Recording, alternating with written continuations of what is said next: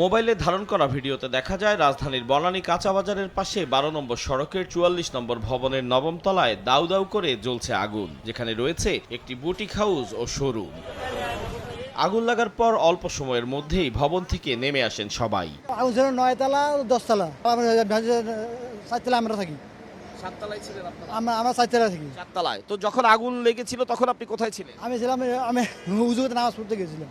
নামাজ পড়তে বলছিলাম, তো ওই ভবনে যারা ছিল নেমে গেছি। ভিতরে যে টিম আছে ওরা প্রথম আইছে, ওরা আইসা ভিতরে ঢুকে সরাসরি আগুন নিভাইতে চলে আসে, ওরা পারানোর দিকে পরে টিম আনাইছে। খবর পাওয়ার পর দ্রুত সময়ের মধ্যে ঘটনাস্থলে হাজির হয় ফায়ার সার্ভিস। শুরু হয় আগুন নেভানোর কাজ, বাড়তে থাকে ইউনিট।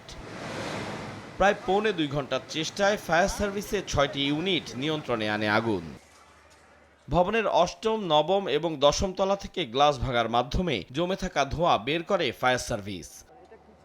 এদিকে ঘটনাস্থল পরিদর্শন করেন প্রধানমন্ত্রীর সহকারী একান্ত সচিব আব্দুর রহমান সানি। আলহামদুলিল্লাহ, আমরা যতটুকু খবর পেয়েছি এই মুহূর্তে আগুন নিয়ন্ত্রণে আছে এবং আপনার খুব সম্ভবত ওখানে কোনো লোকজন নেই। তো এটা একজন কমপ্লিটলি একটা বাণিজ্যিক অ্যাপার্টমেন্ট। ফায়ার সার্ভিস জানায় ভবনটিতে অগ্নি নির্বাপন ব্যবস্থা থাকলেও মেইনটেনেন্সে সমস্যা পেয়েছেন তারা। আধুনিক যে বিল্ডিংগুলো আমরা দেখতেছি ভিতরে ইন্টেরিয়র থাকে, ইন্টেরিয়র হলো আগুনের খাদ্য এবং আগুন বিস্তার লাভ করার ভালো উপকরণ।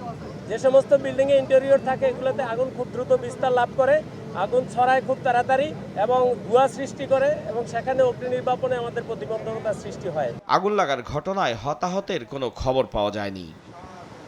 আতাউর কাউসার, সময় সংবাদ, ঢাকা।